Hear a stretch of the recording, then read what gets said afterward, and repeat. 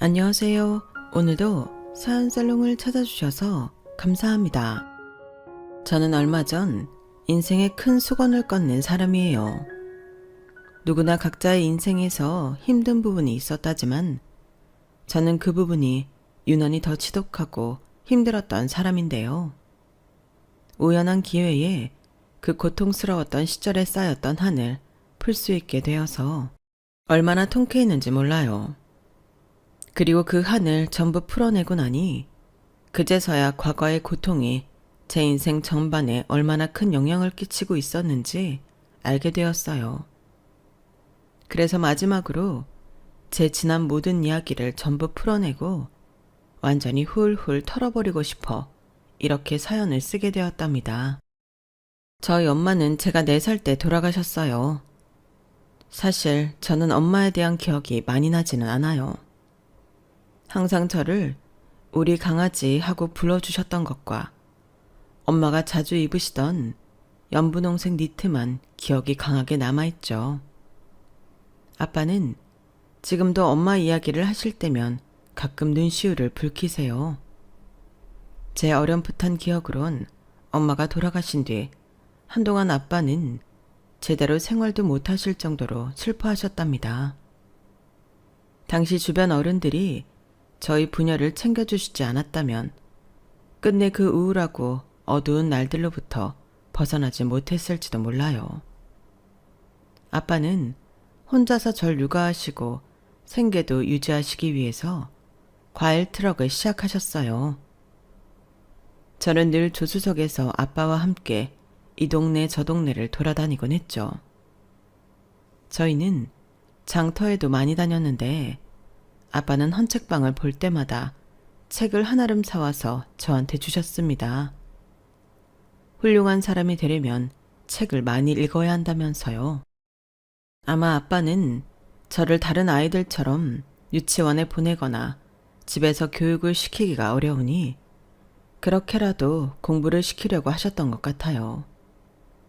그리고 아빠 덕분에 어려서부터 많은 책을 읽었던 저는 또래 아이들보다 공부머리가 발달될 수밖에 없었는데요. 나중에 국민학교에 들어갈 때는 여러 번 전학을 다녔지만 늘 반에서 1, 2등을 해오곤 했답니다. 아빠는 그런 저를 얼마나 자랑스러워 하셨는지 몰라요. 우리 다이가 이렇게 공부를 잘하는데 아빠가 매번 전학시켜서 너무 미안해.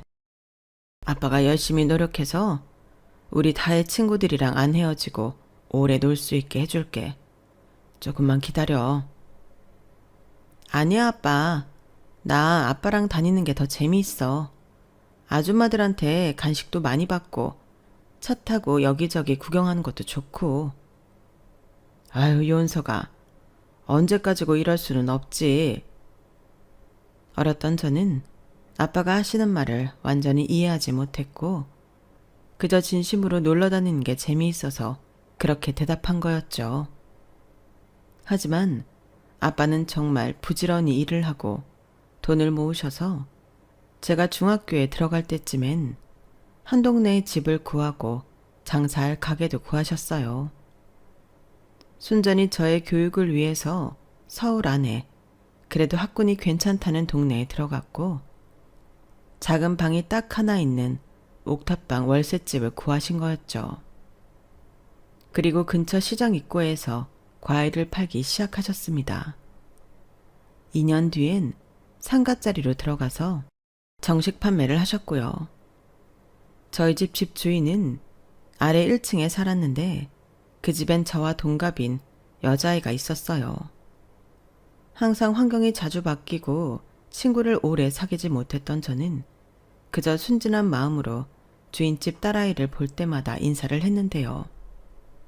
그 아이는 감정 없는 눈빛으로 절 쳐다보고는 아무 말 없이 가버리더군요. 한 번도 제 인사를 받아주는 법이 없었어요. 항상 또래 아이들보다 어른들과 보내는 시간이 많았던 저는 누굴 만나도 인사를 하는 게 습관이라 처음 2-3달 정도는 만날 때마다 반사적으로 인사를 했는데 하도 무시를 당하니 나중에는 저도 인사를 굳이 하지 않았죠. 처음으로 전학 없이 3년 동안 같은 학교를 다니게 된 저는 그런 학교 생활에 적응하는 게 쉽지 않았습니다. 단짝 친구들을 만들고 같이 밥 먹을 친구들을 만드는 것이 그렇게 중요한 일인지 처음엔 몰랐어요. 더군다나 제 성격이 외향적인 편도 아니었기 때문에 저는 중학교 1학년 내내 혼자만 다니면서 반에서 겉돌게 되었죠. 나중에 2학년이 되고 3학년이 되면서 그제서야 마음이 맞는 친구를 찾고 함께 다닐 수가 있었답니다. 그런데 제가 중학교 졸업반을 반년 앞두고 있던 어느 날이었어요. 하루는 학교가 끝나고 집에 오는데 집과 불과 5분 떨어진 거리의 골목에서 집주인 딸을 보게 되었죠.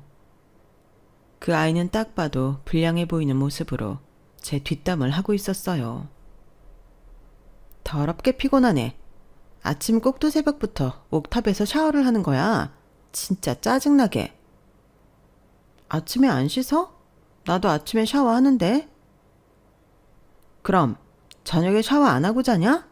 진짜 더러워 죽겠네. 참나, 네가 아침에 안 씻는 게 더 더럽거든. 아니, 너야 니네 집에서 아침에 씻든 저녁에 씻든 뭔 상관이야. 걔는 남의 집 들어와 살면서 왜 꼭두 새벽부터 샤워를 쳐왔냐고 짜증나게. 아, 네가 말했던 그 과일? 과일이가 부지런한 앤가 보지. 진내 양심 없어. 시장 바닥이라서 그런가? 제 이야기가 들리자 저는 저도 모르게 걸음을 뚝 멈추고 그쪽을 보게 되었는데요. 집주인 딸은 한참 제 뒷담을 늘어놓다가 저랑 눈이 딱 마주치게 되었어요. 저는 깜짝 놀라서 순간적으로 눈을 피하고 빠른 걸음으로 집으로 들어왔죠. 잠깐 눈이 마주쳤지만 집주인 딸도 조금 놀란 것 같기는 했어요. 그런데 다음 날 평소처럼 학교를 다녀오는데 집주인 딸이 대문 앞에 삐딱하게 기대 있더라고요. 저는 잠깐 멈칫했지만 짐짓 아무렇지 않은 척 그 앞을 지나가려고 했어요.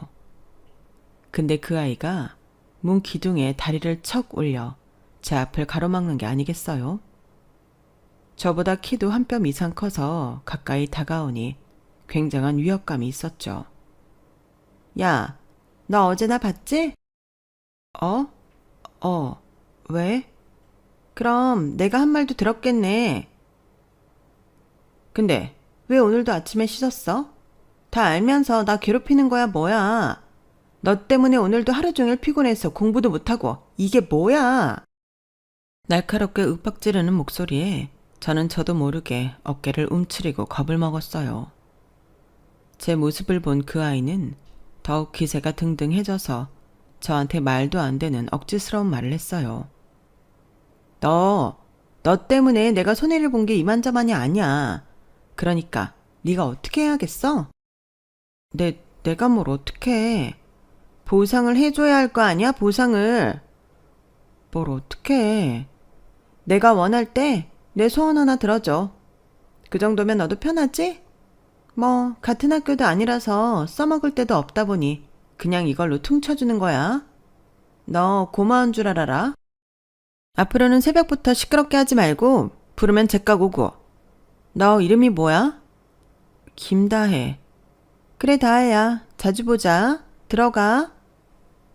저는 그 아이 이름도 모른 채 잔뜩 주눅이 들어 얼른 집 안으로 들어왔어요. 그때까지는 학교 생활에 적응을 못했을지언정 누구한테 괴롭힘을 당한 적은 없었는데 갑자기 너무나 불안한 마음이 들었죠. 딱 봐도 엄청나게 불량해 보이던 그 아이가 말한 소원이라는 게 대체 뭘지 감도 잡히지 않았어요. 그래서 저는 그날 이후로 집에 들어올 때만 항상 주변을 살피면서 그 아이를 피해 다니려 했고 웬만하면 학교가 끝난 후 아빠 가게로 가서 아빠 일을 도와드리거나 가게 뒤편 공간에서 공부를 하다가 아빠랑 같이 집에 들어갔어요. 아빠는 처음에는 무슨 일인가 궁금해 하셨는데요. 제가 어차피 졸업 전이라 공부할 게 많지 않고 심심해서 그런다고 대충 얼버무리니 그런가 보다 하고 넘어가시는 것 같았어요. 그래서 저는 그 아이에게 따로 불려나가는 일 없이 무사히 중학교를 졸업할 수 있었습니다. 샤워도 늘 저녁에 했고요. 그런데 정말 운명의 장난과도 같은 일이 벌어지게 되었어요. 집주인 딸과 저는 서로를 볼래야 볼 수밖에 없는 사이가 되고 말았던 거죠. 고등학교에 입학하게 된 그 아이와 저는 같은 반에 배정이 되었거든요. 길을 쓰고 피해 다녔던 그 아이를 매일 학교 복도에서 심지어 같은 반에서 마주치게 되니까요. 아니나 다를까 그 아이는 입학을 하고 저희가 같은 반에 배정된 것을 확인하자마자 하굣길에 절 붙잡더라고요. 아니 친구야, 너 되게 오랜만에 본다. 얼굴 까먹은 줄 알았잖아. 아, 안녕? 왜 이렇게 굳었어? 누가 보면 내가 너 잡아먹기라도 하는 줄 알겠다. 내가 너한테 소원 들어달라고 부탁하려고 해도 만날 수가 있어야지. 그때 네가 내 소원 들어주기로 했잖아. 기억 안 나? 소원이 뭔데? 대화가 빨라서 좋네. 내 소원은 네가 앞으로 3년 동안 날 전적으로 도와줬으면 해. 내가 도움이 필요할 때면 언제든. 무슨 말인지 알았지? 소원 하나라며. 그래, 그게 내 소원이야. 한 개만 얘기했잖아. 내가 틀려? 아니, 근데 3년 동안이면. 야, 너 진짜 못됐다. 친구가 도움이 필요할 때 도와달라는데 어떻게 그걸 거절할 생각을 하냐? 넌 내가 차에 치여서 도와달라고 하면 안 도와줄 거냐? 아니, 그건 아니지만. 그럼 내 소원 들어주는 거지? 말도 안 되는 억지에 제가 할 말을 잃고 고개를 살짝 끄덕이자 그 아이는 그럼 그런 걸로 알겠다며 절 내버려 두고 혼자 길을 가버렸어요. 그리고 그날 이후로 저에게는 지옥 같은 나날들이 펼쳐지기 시작했습니다. 그 아이의 이름은 백채영. 중학교 때부터 이미 동창생들을 상습적으로 괴롭히는 것으로 유명했다고 해요. 오죽하면 괴롭힘을 당하던 아이들이 백채영을 피하기 위해 일부러 저희 지역에서 한참 먼 고등학교로 진학을 했을 정도였다고 하니 말 다 했죠. 사실 그 전에 다니던 중학교에서는 이렇다 할 악랄할 인물이 없었어요. 소위 일진이라고 불리는 애들은 자기네들끼리만 싸우고 그랬지 저같이 평범한 아이들이랑은 접점이랄 게 없었죠. 하지만 백채영은 달랐습니다. 고등학교를 입학하자마자 손쉽게 자기 시녀들을 만들어내더니 저를 아주 노골적으로 부려먹고 괴롭히기 시작했어요. 도와달라는 명목하에 말이죠. 백채영은 틈만 나면 저에게 이런저런 걸 도와달라며 시켜먹었는데 물론 처음부터 제가 모든 부탁을 고분고분하게 들어줬던 것은 아니에요. 한두 번 저도 바쁘다고 혹은 못하겠다고 이야기를 하면 백채영은 술 취한 아저씨처럼 친구의 부탁을 거절한다며 굴실이 떠나가라 고래고래 소리를 질러댔어요. 절 괴롭히는 걸 숨기지도 않고 오히려 대놓고 그런 행동을 해서 절 왕따로 낙인 찍어버렸죠.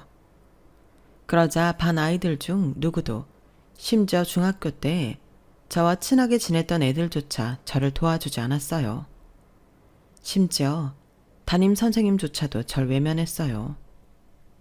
1학년 겨울방학이 끝나고 각 반마다 반장이 아이들의 숙제를 걷어가는데 저희 반 반장이 마침 교탁 바로 앞에 있던 저에게 숙제를 같이 들어달라고 부탁을 했어요. 부탁을 하면서도 제가 왕따를 당하고 있던 걸 알아서인지 조금 미안한 기색이었죠. 이미 모든 걸 체념하고 학교를 다니던 저는 별 생각 없이 숙제를 나눠들고 교무실로 향했는데요. 마침 자기 똘마니 시녀들과 교무실 앞을 지나던 백채영이 담임 선생님과 학생 주임 선생님께 잔소리를 듣고 있더군요. 교복 꼴이 이게 뭐냐고요. 그 아이는 전혀 주눅들지 않고 당당하게 이게 편한데 어쩌라는 식으로 대꾸했어요.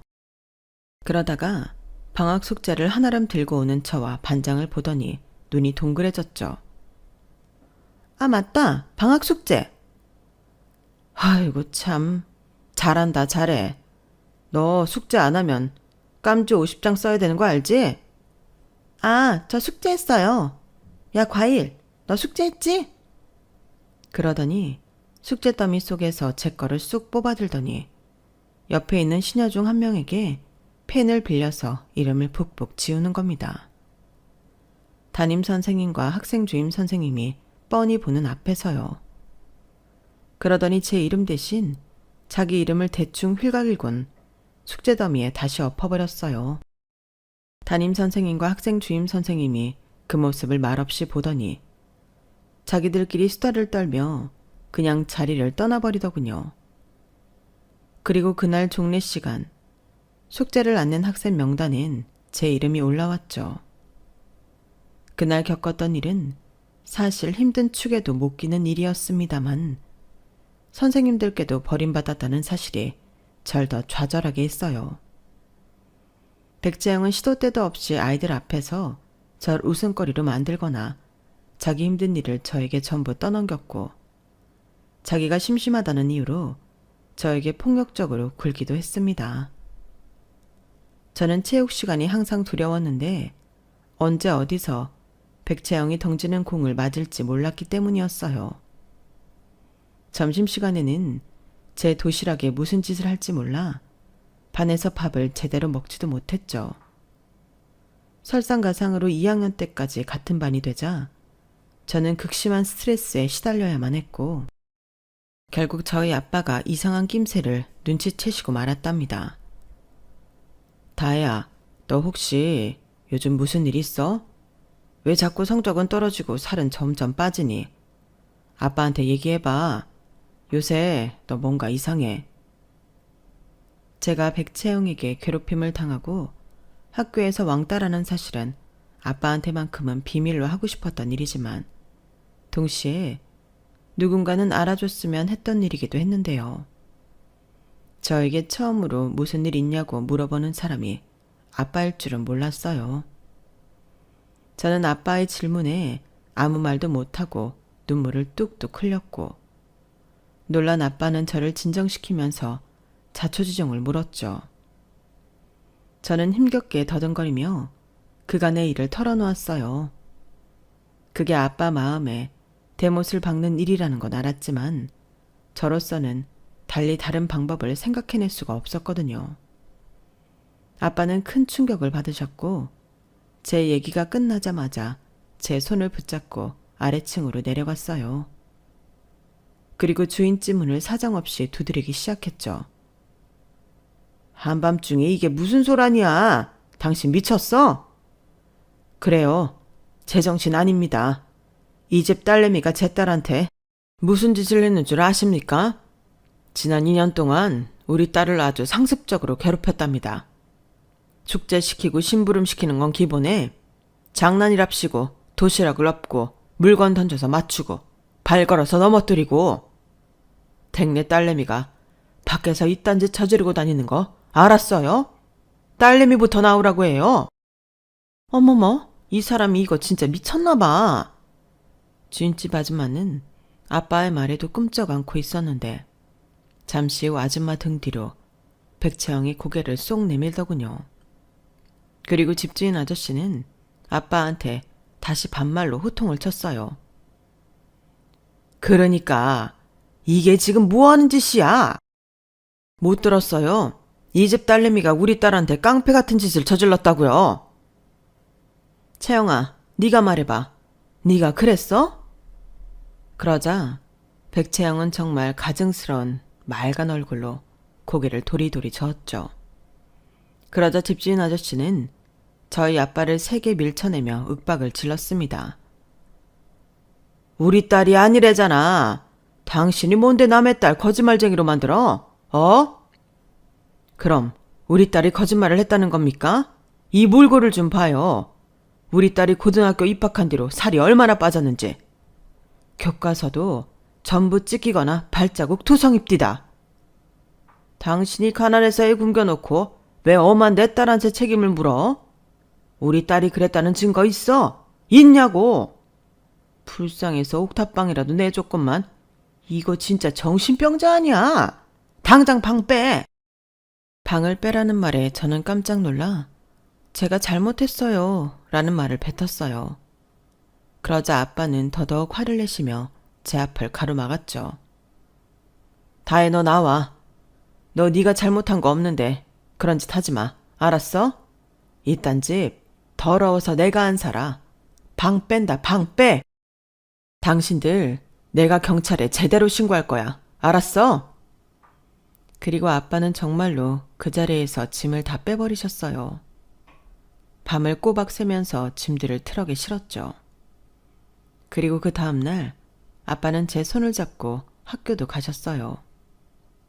아침 조회 시간이었고 아빠는 들어가자마자 삐딱하게 앉아있던 백채영에게 다가가 그 아이의 멱살을 잡았죠.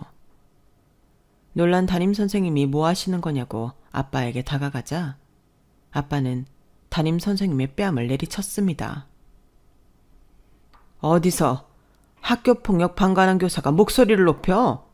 당신도 똑같은 가해자인 주제에 국민들 피 같은 혈세 받아 처먹으면서 그따위로 사는 게 부끄럽지도 않아? 담임선생님은 아빠의 고함에 아무런 말도 못했고 아빠는 교장실로 가서 자퇴서를 던지고 나왔어요. 사실 학교에 도착하기 직전까지 아빠는 고등학교만 졸업하자고 절 설득했지만 저는 다시는 그 학교에 돌아가고 싶지 않다고 말씀드렸거든요. 그렇게 학교를 나서는데 창문 밖으로 아이들이 전부 저희를 쳐다보고 있었어요. 저는 솔직히 가슴이 후련하고 뻥 뚫리는 것 같았죠. 창문에 매달린 학생 중 누군가가 멋지다 라고 외쳤고 갑자기 아이들이 박수를 치고 환호를 보내더군요. 솔직히 그동안 온갖 양아치 짓을 했던 그 아이를 좋아하는 사람은 아무도 없었을 거예요. 저희 부녀는 그렇게 환호를 뒤로하고 학교를 나왔습니다. 그날 저녁 저희 부녀는 과일 가게 한켠에 마련된 손바닥만한 마룻바닥에 요를 깔고 누워 잤어요.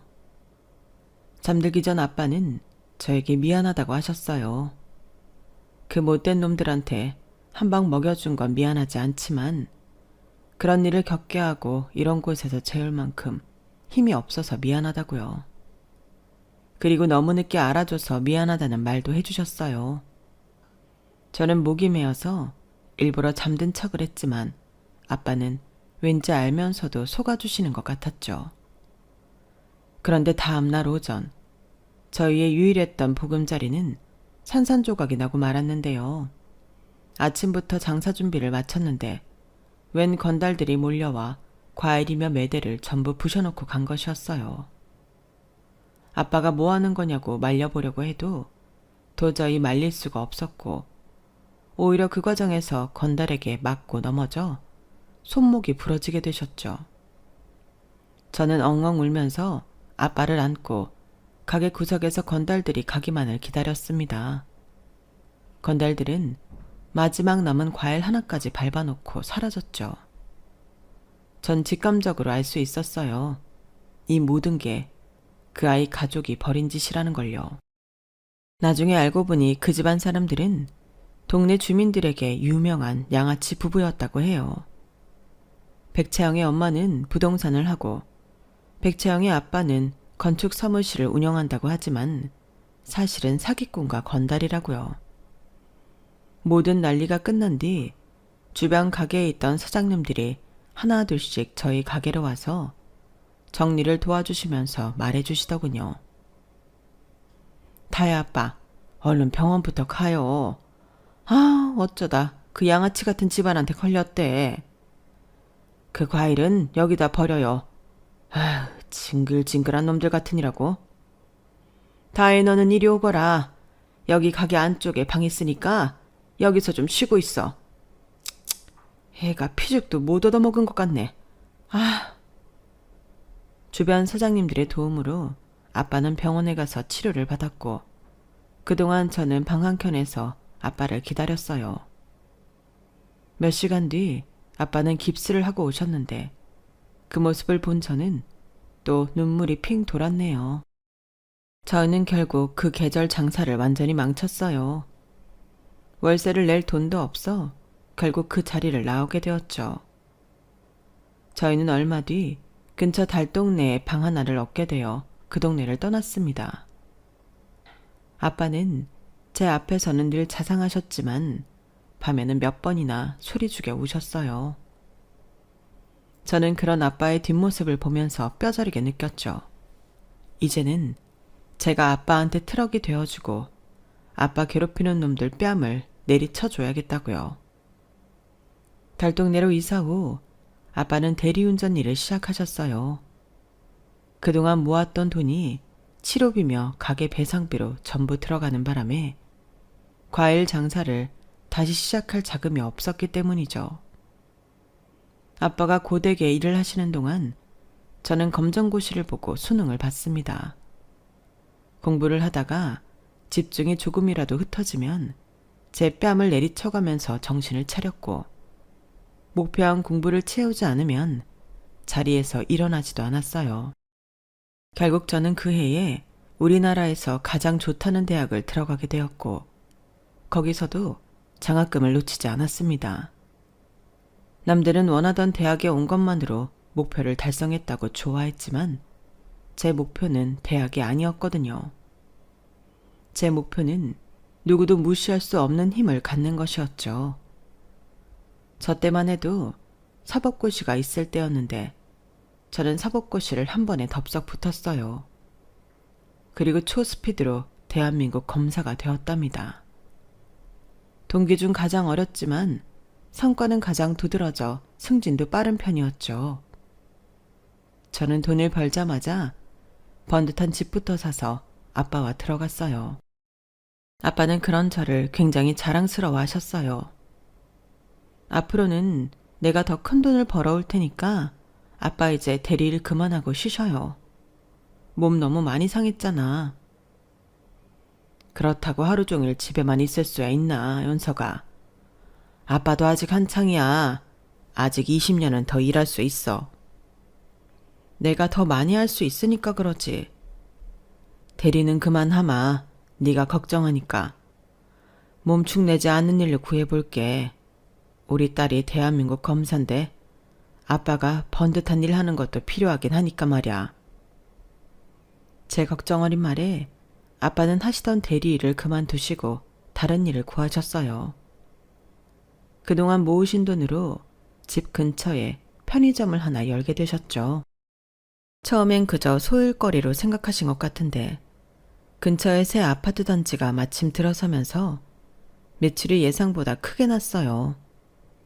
저도 상당한 금액의 월급을 받게 됐지만 아빠도 큰 돈을 벌게 되시면서 저희는 그동안의 노력을 전부 보상받고도 남을 만큼 여유가 생기게 되었네요.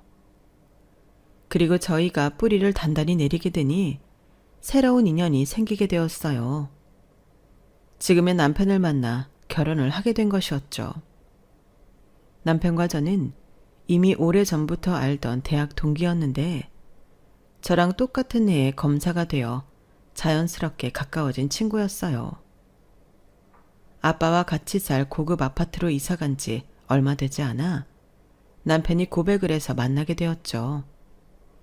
저는 그 전에는 몰랐는데 사실 대학을 다니던 시절부터 남편이 절 좋아한다는 걸 모든 과 학생들이 알고 있었다고 해요.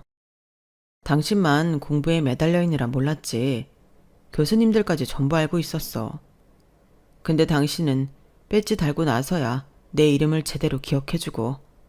참, 어떻게 사람이 그렇게 매정해? 미안, 몰랐어.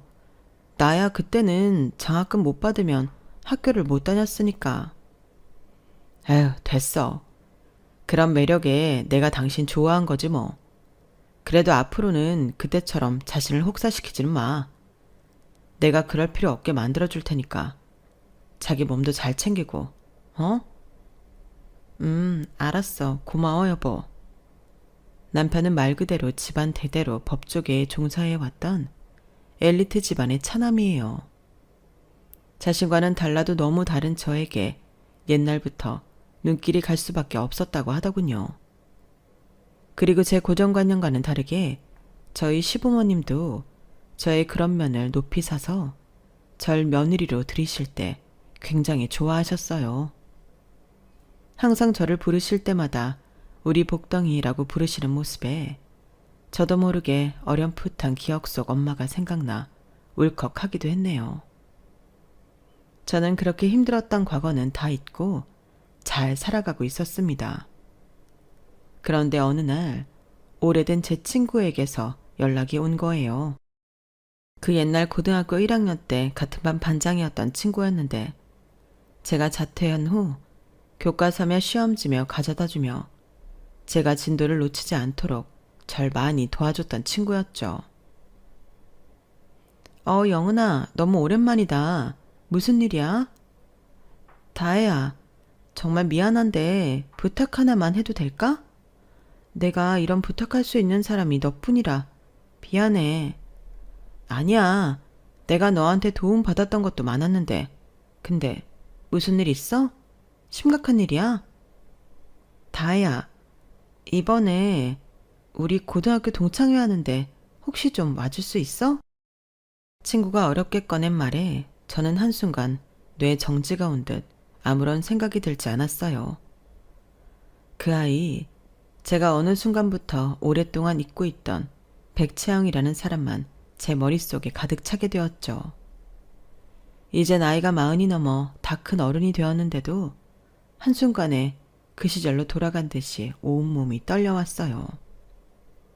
하지만 친구의 부탁을 거절하기도 어려웠고 또 한편으로는 그 아이를 다시 만나고 싶다는 생각도 강하게 들었죠.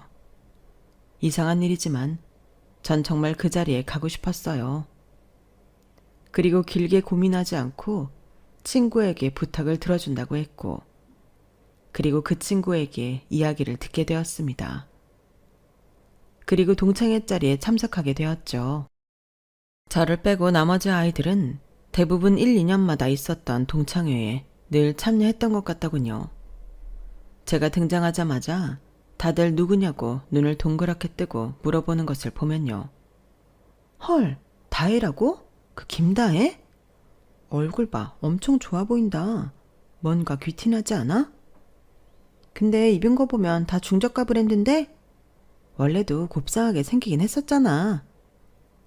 동창들은 절 보고 다들 수군거렸고 제가 궁금했는지 연신 힐끔거리던 몇몇 친구들은 어색하게 저에게 먼저 인사를 건네주었어요. 저는 그 친구들과 반갑게 인사를 나누고 미리 연락했던 친구들이 있는 테이블에 앉아 만나러 온 사람을 기다렸습니다. 얼마 지나지 않아서 드디어 그 인간이 등장하더군요. 머리끝부터 발끝까지 명품으로 치렁치렁하게 단장을 하고 들어왔어요. 손톱 끝에는 뭘 그렇게 덕지덕지 붙여놨는지 손을 한번 움직일 때마다 짤랑거리는 소리가 들려왔죠. 저는 저도 모르게 마른 침을 한번 삼켰지만 생각보다 많이 긴장되거나 하진 않더라고요. 어머, 얘들아 오랜만이다. 근데 메뉴가 이게 뭐니, 산티나게? 누가 이런 거 시켰어? 이거 영애가 시키지 않았어? 아니야. 아까 민정이가 중국집 땡긴다고 해서. 어머, 내가 언제? 그냥 이런저런 게 있다고 제안한 거지. 됐다. 서민인 니들 하는 게 그렇지 뭐. 응? 근데 안 보던 얼굴이 있는 것 같네? 나이가 40이 넘었는데도 그 인간은 아직도 일진놀이를 하고 있더군요. 그 옆에 똘마니 시녀들도 똑같이 비굴하게 굴었고 말이에요. 저는 그 모습에 속으로 한숨을 쉬고 있었는데 놀랍게도 그 인간은 한눈에 절 보고 다가왔어요. 어머, 친구야. 너 동창회 처음... 잠깐. 설마 과일? 20년이 넘게 지나도 여전히 제 이름을 안 부르고 과일이라고 부르는 걸 보니 정말 여전하다 싶었네요. 제가 덤덤한 눈빛과 표정으로 그래, 오랜만이네. 라고 대꾸하자 백채영은 박장대소를 하며 웃었어요. 제 꼴이 우습다는 듯한 웃음이었죠. 세상에, 야, 너 오랜만이다.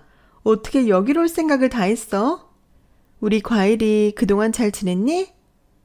그럼 잘 지냈지. 너도 잘 지냈니? 성격은 여전하고? 말을 다 받아치네. 많이 컸다. 하긴 우리가 이제 많이 넘었어, 마흔이. 세월 참 빠르다. 근데 네가 여길 뭐하러 왔어? 넌 우리 동창이 아니잖아. 고졸이라서. 안 그래? 넌 그동안 내 소식 듣지도 못했을 텐데 어떻게 그렇게 확신해? 내가 고졸이라고?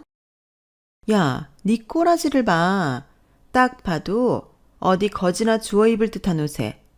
아니, 얘가 시장에서 장사하는 집이라서 그런가? 어쩜 나이가 먹어도 빈곤한 티가 없어지질 않니? 너도 참 꼬라지가 여전하다. 깡패짓거리 하는 집애라서 그런지 참 기계가 훌륭해. 머리끝부터 발끝까지 얼마나 돈을 처벌렀는지 눈이 다 아프네. 제 말에 그 인간은 삽시간에 얼굴이 굳어지더니 절 노려봤어요. 마치 네가 감히라는 눈빛이었기에 저는 표정 하나 바뀌지 않고 눈빛을 피하지 않았죠. 오히려 빙긋이 웃어 보이기도 했습니다. 그러자 백채영은 기가 차다는 듯이 하 하고 헛웃음을 치고는 그 옛날처럼 제 의자에 발을 척 올려놓고는 절 윽박지르더군요. 이게 그때 덜 처맞았나? 야, 나이 먹으면서 겁대가리도 같이 처먹었냐? 네가 지금 누구 앞이라고 그딴 소리를 짓거려? 회, 우리 서로 농담한 거 아니었어? 네가 누구길래 내가 네 앞에서는 농담도 못하는데. 너 뭐 대통령 딸이라도 되니? 참나. 그래. 농담. 나도 농담이지 그럼. 참나. 너 옛날처럼 진짜로 쫀 거 아니지? 제가 전혀 기가 죽지 않자 한 발 빼서 제 장단에 맞춰주더라고요. 얼굴은 억지로 웃음을 짓느라 다 일그러진 채 말이에요. 그러더니 돌연 제 가방을 멋대로 낚아채 가더니 또 저를 무시하는 소리를 해댔어요. 야, 근데 너는 가방이 이게 뭐야? 시장에서 산 짝퉁도 아니고 우리 나이에 이딴 싸구려 들고 다니면 얼마나 없어 보이는지 모르냐? 차라리 네 주제엔 에코백이나 들고 다녀. 안에 든 것도 하나같이 다 싸구려. 제 가방 안에는 사실 별것도 없었어요. 립스틱과 팩트 그리고 카드 지갑뿐이었죠. 하나를 빼먹었네요. 마지막으로 제 검사 배지가 있었죠. 그걸 보자마자 그 아이는 얼굴이 백지장처럼 하얗게 질려서 가방을 툭 떨어뜨렸습니다. 왜? 많이 보던 게 있나 봐? 보통 사람들은 이거 잘 알아보지도 못하는데 넌 아주 한눈에 알아차리네? 네가 무슨... 너희 엄마는 떴다방하다 사기죄로 잡혀들어가고 아빠는 건축사무소 하나 차려놓고 건달 양아치짓만 하다 객사했지? 그렇게 벌 받았으면 정신 차리고 착하게 좀 살지 그랬냐, 채영아. 사기에 공갈 협박에 네 이력 다 읽는 것도 일이더라, 야. 네가 뭔데? 증거 있어? 얘 누가 데려왔어? 사실 제 친구가 부탁했던 건 다름이 아니라 그 인간에게 거액의 돈을 사기당했기 때문이었어요. 연락을 한 친구뿐만 아니라 피해자가 4명이 더 있었죠. 그 친구들은 저랑 미리 며칠 전에 만나서 모든 증거를 모아서 저에게 넘겼었고 저는 그 증거를 가지고 백채영에게 어떤 참교육을 해줄 수 있을지 전부 알아보고 온 거였어요. 백채영은 사기꾼인 엄마와 건달 양아치인 아빠를 아주 기가 막히게 닮아서인지 동창들을 포함해 온 동네 사람들에게 다양하게도 사기를 쳐대며 거액을 빼앗아갔고 피해자들이 항의하면 증거 있냐며 되려 협박을 했다고 합니다. 항상 데리고 다니는 문신 가득한 덩치 2명으로 공포감을 조성하면서요. 하지만 제가 알아보니 그 덩치 2명도 그냥 몸집만 큰 거지 건달이랑은 거리가 먼 사람들이었어요. 백채영은 자기 아빠가 죽으면서 바로 무서운 삼촌들에게 팽당했다는 사실을 숨기기 위해 주기적으로 그런 덩치의 사람들을 둘, 셋씩 고용해서 활개를 치고 다녔더군요. 정말 전형적인 사기꾼이었죠. 누가 데려왔긴 당연히 너한테 당한 피해자들이지. 너한테 피해당한 사람이 정말 한둘이 아니어서 그중 누구인지 잘 모르겠나 본데 전부 다야. 날 포함해서. 그러고 보니 내가 보니까 너는 죄질도 너무 나쁘고 도주할 가능성도 100%인 것 같아. 그래서 내가 널 직접 잡으러 왔어. 그러자 백채영은 갑자기 제 앞에 납작 엎드리더니 고개를 푹 숙이고 두 손으로 싹싹 빌기 시작했어요. 저도 걔가 그렇게까지 한 번에 태도를 바꿀 줄은 몰랐는데 한순간에 그렇게 비굴하게 굴더라고요. 그것마저 전형적인 사기꾼의 모습이라 솔직히 기분이 갑자기 더러워졌어요. 이유는 잘 모르겠지만 너무 쉽게 비굴하게 구니까 별로 기쁘지가 않았죠. 미안해. 내가 잘못했어. 나 선처 좀 해주라. 내가 이렇게 빌게. 반성문도 쓰고 피해자들이랑 합의도 볼게. 내가 피해자들한테도 사과할게. 제발. 너라면 집행유예 줄 수 있잖아. 내가 반성하면서 살게. 제발 집행유예 좀. 아니면 벌금이라도. 저는 제 바지가랑이를 붙잡으며 비굴하게 비는 그 인간을 발로 뻥 차서 털어버렸어요. 그건 내가 할 수 있는 게 아니지. 너 기다리는 분들 계시니까. 뭐 알아서 잘해봐. 어디 변호사도 선임할 수 있으면 해보고. 그리고 닫혀있던 룸 문을 열어버렸어요. 문 밖에는 대기하고 있던 경찰들이 있었고 그 인간은 아니나 다를까 그대로 반대쪽 문으로 달아나려고 했죠. 하지만 이내 경찰들에게 붙잡혀 그대로 끌려가고 말았답니다. 아주 마지막까지 땅바닥에서 버둥거리고 고래고래 소리를 치면서 끌려갔어요. 그 충격적인 모습에 다른 동창들도 입을 틀어막고 고요해졌죠. 저는 그 자리를 빠져나와 계획했던 일들을 하나씩 해나갔습니다. 사실 이미 증거도 명확했기에 별로 할 건 없었어요.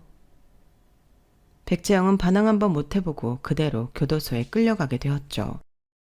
법정에서 실형을 선고받고 세상이 무너진 듯 엉엉 울며 끌려갔는데 나중에 알고 보니 그렇게 교도소에 가기 싫어했던 이유가 이미 예전에 들어갔다가 같은 수감자들 사이에서 엄청나게 괴롭힘을 당했었다고 해요. 순진한 마을 주민들 상대로 양아치 짓이나 할 줄 알았지. 사실 거기 들어간 진짜 힘세고 험악한 범죄자들 사이에선 그저 놀잇감에 지나지 않았던 거죠. 그런 일을 겪었으면 더 착하게 살 궁리를 해야지. 더 악랄하고 치사한 짓거리나 하고 다녔다니 정말 사람은 고쳐 쓰는 거 아니라는 말을 실감하게 되었네요. 저는 그날 이후로 어김없이 잘 지내고 있어요. 한동안은 가끔씩 그래도 그날 그 인간을 마주했을 때 뺨이라도 한 대 쳤으면 어땠을까 싶은 생각이 들긴 했지만 뭐 어쩌겠어요. 저는 제가 할 수 있는 모든 걸 다 했고 그 인간이 처참히 무너지는 꼴을 봤으니 속이 그래도 뻥 뚫린 듯 시원합니다. 제 이야기는 여기까지예요. 오늘 이 글을 쓰는 이 순간 이후부터는 저는 이제 더 이상 과거는 돌아보지 않고 미래만 생각하면서 살아가려고 합니다. 저희 부모님과 제 자녀들을 누구보다 강하게 지켜내면서요. 긴 글 들어주셔서 감사합니다. 들어주신 모든 분의 내일이 오늘보다 더 행복하시길 바랍니다. 여러분, 사연 댓글에 응원과 현명한 조언 부탁드려요. 좋아요와 구독은 저에게 큰 힘이 됩니다. 오늘도 좋은 일 가득하세요.